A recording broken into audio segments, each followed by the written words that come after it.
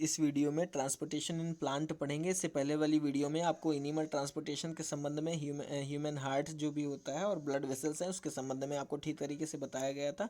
उसी सीरीज में आगे बढ़ते हुए आज आपका अगला टॉपिक जो कि ट्रांसपोर्टेशन इन प्लांट है, इसके संबंध में स्टडी करेंगे।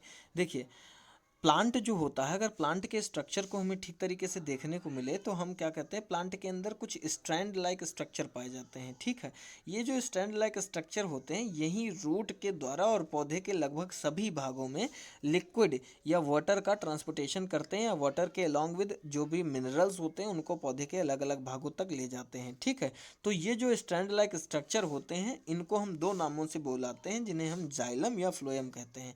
जाइलम क्या होता है, देखिए जाइलम, एक तो आप पहले वर्ड से इसको अंडरस्टैंड कर सकते हैं। देखिए जाइलम, जाइलम से शुरुआत में जा आ रहा है, मतलब ये जा से जल। ठीक है, बिल्कुल आप बच्चों की तरह इसको ठीक तरीके से समझ सकते हैं कि जाइलम एक ऐसा स्टैंड है, यानी एक ऐसी संरचना है, या एक ऐसा ग्रुप ऑफ सेल्स है, या एक ऐसा स्ट्रैंड लाइक स्ट्रक्चर है जो मुख्य रूप से जल यानी जो भी वाटर है आपका, वो पौधे के जो रूट्स होते हैं उनके द्वारा पौधे के अन्य भागों में ले जाता है। ठीक है, तो इसके संबंध में थोड़ा डिटेल कर लेते हैं। देखिए, ऐसा है आपका ट्रांसपोर्टेशन इन प्लांट आज तक प्रॉपर एक टॉपिक अलग से नहीं पूछा गया है, इसीलिए आप केवल और केवल इसको एज एन एमसीक्यू बेसिस या थोड़ा सा एक नंबर को ओरिएंट करते हुए केवल ही आप इस टॉपिक को समझेंगे। तो जाइलम क्या होता है, ये कैरीज वाटर, यानी मुख्य रूप से वाटर और मिनरल्स को रूट के द्वारा पौधे के सभी भागों में ले जाता है,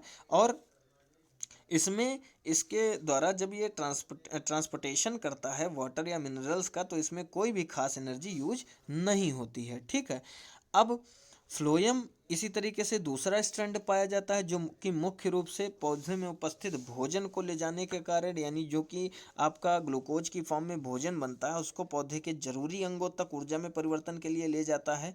तो देख लीजिए कि ये भी एक तरीके का टिश्यू होता है, यानी फ्लोएम क्या है, फ्लोएम एक तरीके का टिश्यू है जो carries product of photosynthesis from leaves to other parts of the plant. यानी ये क्या करता है, ये प्रोडक्ट को, यानी जो भी उत्पाद पौधे के अंदर बने हैं, प्रोडक्ट बने हैं, उन फोटोसिंथेसिस के द्वारा उनको पौधे के अन्य भागों तक ले जाता है। तो यानी अब हम क्या समझ पाए ट्रांसपोर्टेशन प्लांट में कि दो तरीके के स्टैंड लाइक स्ट्रक्चर होते हैं जो कि मुख्य रूप से वाटर और फूड को ट्रांसपोर्टेशन करते हैं पौधे के अन्य सभी भागों में। तो यही बस ट्रांसपोर्टेशन इन प्लांट है। ठीक है, तो आई थिंक आपको ये चीज़ ध्यान से समझ में आ गई होगी। अच्छा, एक और बहुत छोटा सा टॉपिक जो कि ट्रांसपिरेशन होता है, ये भी कभी कभी एग्जाम में एक नंबर में पूछ लिया जाता है या एमसीक्यू में आ सकता है। तो देखिए ट्रांसपिरेशन क्या होता है। वाटर ट्रांसपोर्टेशन के संबंध में ट्रांसपिरेशन एक अपनी मान्यता है। डिक्सन एंजाली एक साइंटिस्ट थे जिन्होंने ट्रांसपिरेशन के संबंध में एक बात की, एक वैज्ञानिक थे। तो इन्होंने क्या कहा कि जब पौधे के एपिकल पार्ट से यानी ऊपरी भागों से जलवाष्प के रूप में वाटर जो होता है वो लॉस हो जाता है, निकलता है, तभी पौधे के अंदर पानी की आवश्यकता होती है, और तभी इसमें जो जाइलम होते हैं तो वो वाटर को पौधे के अंदर रूट से खींचते हैं और ऊपरी भागों में भेज देते हैं। ठीक है, तो ट्रांसपिरेशन को इंग्लिश में हम देख लेते हैं। Transpiration is a process in which the water evaporate from the apical parts of the plant. ठीक है, तो इस तरीके से आप इस ट्रांसपिरेशन को बता पाएंगे। इसकी लैंग्वेज बहुत शॉर्ट में लिखी हुई है, आप एक बार इसको ध्यान से देख लीजिएगा ताकि कम से कम अगर आपका टॉपिक एग्जाम में किसी भी माध्यम से पूछ लिया जाए तो आपका गलत ना होने पाए। अच्छा, अगला देख लेते हैं। इसी का फंक्शन थोड़े से दे रखते हैं। Absorption and upward movement of water and minerals by creating pull. यानी ट्रांसपिरेशन में क्या होता है कि ये वाटर के एब्जॉर्प्शन में काम में आता है, और ये अपवर्ड मूवमेंट, इसकी वजह से ही अपवर्ड मूवमेंट वाटर की हो पाती है। एक तरीके से पुल क्रिएट कर देता है। जब ऊपर लो कॉन्सेंट्रेशन हो जाती है तब उस कमी को पूरा करने के लिए वाटर ट्रांसपोर्टेट होता है। आगे help in the temperature regulation in plant, यानी मुख्य रूप से ये टेम्परेचर के रेगुलेशन के लिए भी ट्रांसपिरेशन घटना जो है वो आवश्यक है। ठीक है, तो इस तरीके से आप ट्रांसपिरेशन और इसको जो ट्रांसपोर्टेशन इन प्लांट है इसको आप समझ सकते हैं। कठिन नहीं है बिल्कुल भी।